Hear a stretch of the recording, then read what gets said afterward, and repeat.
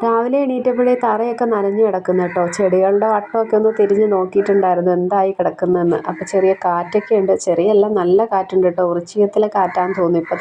അപ്പോൾ ഇത് കാക്കയുടെ കരച്ചിലാണ് കേട്ടോ ഈ കേൾക്കുന്നത്. എന്തോന്ന് സംഭവം എന്ന് അറിയാൻ വയ്യ. ഇഡ്ഡലിയാണ് നമുക്ക് രാവിലത്തെ കാപ്പിക്ക്. പിന്നെ ഒരു ചട്ടണിയും കൂടെ ഉണ്ടാക്കിയിട്ടുണ്ടായിരുന്നു. ഉഴുന്ന് പരിപ്പും തോരൻ പരിപ്പും ഒക്കെ ഇട്ടിട്ട് നല്ല അടിപൊളിയായിട്ടുള്ള ഒരു ചട്ടണിയും കൂടെ ഒക്കെ ഉണ്ടാക്കി രാവിലത്തെ കാപ്പി കൂടിയൊക്കെ കഴിഞ്ഞിട്ടുണ്ടായിരുന്നേ. ഉച്ചയ്ക്ക് ചോറ് വെക്കാനുള്ള അരിയൊക്കെ അടുപ്പിലേക്ക് ഇട്ടു. നാളത്തെ കാപ്പിക്ക് വേണ്ടിയിട്ടുള്ള കുറച്ച് പച്ചരി ഉഴുന്നും കൂടെ വെള്ളത്തിലിട്ട് വെച്ചിട്ടുണ്ടായിരുന്നു. ഉമ്മായും മോളും കൂടെ അവിടെ എന്തൊക്കെയോ പരിപാടിയിലാണ് കേട്ടോ. ഉച്ചത്തേക്ക് കറി വെക്കാൻ വേണ്ടിയിട്ട് മത്തിയാട്ടോ കിട്ടിയിരിക്കുന്നത്. കുറച്ച് പുളിമുളകും വെക്കാനായിട്ട് മാറ്റി വെച്ചിട്ടുണ്ട്. കുറച്ച് പച്ച കുരുമുളകൊക്കെ അരച്ചിട്ട് വറുക്കാനായിട്ട് എടുത്തിട്ടുണ്ട് കേട്ടോ. അപ്പോൾ ഇതിൻ്റെ മസാലയിലെ ഡീറ്റെയിൽ ഞാൻ ഒരു ഷോർട്ടായിട്ട് ചെയ്തിട്ടുണ്ട്.